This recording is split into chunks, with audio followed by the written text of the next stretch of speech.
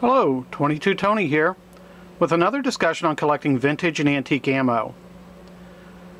Today I'd like to talk about this weekend's garage sale ammo score.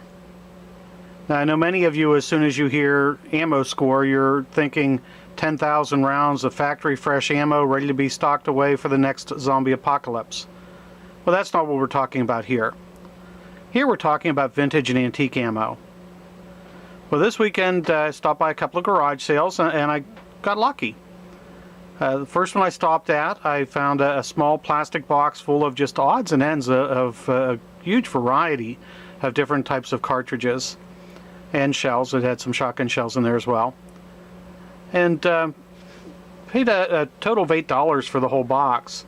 And I got a nice little stash here. Now, as you can see, there's the typical 22 shells, and I do have a shot shell here, 22 shot shell. I've got 22 Magnum cartridge, and most of these are 22 long rifle. Probably most of them I'll never be able to identify exactly which line they were. You know, they've got the manufacturers. Here's there's a Remington, and there's some Winchesters in here. I saw some CCIs, but you know, pretty much typical what you would find in a box like this. You also found a couple of different varieties of 45 auto, and again, not unusual to find something like that in a garage sale ammo box. I've found 9mm, this 32 Smith & Wesson. Some 22 shorts. This box actually worked out really nice. The box is really rough, as you can see, but the ammo inside was clean and fresh.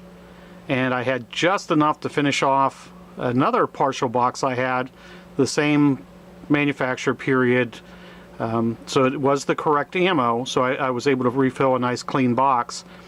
Was correct ammo, but I still put a little note with it to myself. I don't plan on selling it, but at some point everything ends up being for sale. So I put a little note with it explaining that this was pulled from two different boxes, just so if it ever is sold, I want to be honest with whoever buys it. Still the correct ammo, but since it didn't come from the same box and same lot, I wanted to mark it that way. Well, you also have a 7.92 manufactured in 1955. I mentioned there are a few shotgun shells in there. Some of them not so clean. This one looks like it was run over by a car. But these were oddball things. And I also found some things that you don't normally find at a garage sale. I've got 3840. I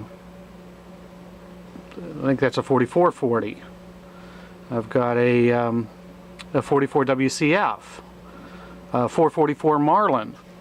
So these are things a little bit more unusual that somebody's starting a cartridge collection. In fact, on my table here, I've got the beginnings of a nice cartridge collection right here.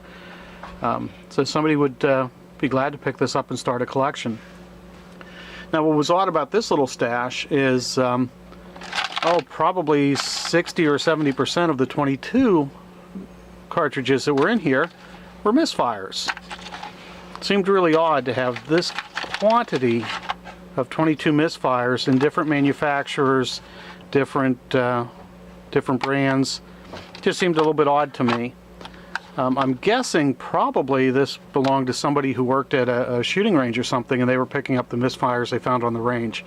You know, when I think about it, for every 1,000 rounds I fire, you get maybe 2, maybe 3 misfires. To have that many, there's something more going on here. Well, that was just the first garage sale. Stopped at another garage sale and found a nice box of Winchester T22s. Box is a little bit rough, but factory correct ammo, and I paid $2 for that box. The one that it's too bad I don't have the box for, 50 rounds of Remington 22 long. So these aren't long rifles, these are 22 longs.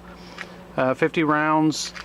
I ended up getting them I did some trading, or some, I guess, bundling. There were some other things there that he wanted. Ended up paying $3 for 50 rounds of Remington 22 long. I wish I had the box to go with them, but since I don't, that's okay too. So again, this is my weekend ammo find, and not a bad little lot here to put together for under $15. I've got a lot to go through, and this will keep me amused for a little while. I hope you enjoyed today's video, and I hope it gave you something to think about, and I hope you find something similar at your local garage sales. So good hunting, everybody, and thanks for watching.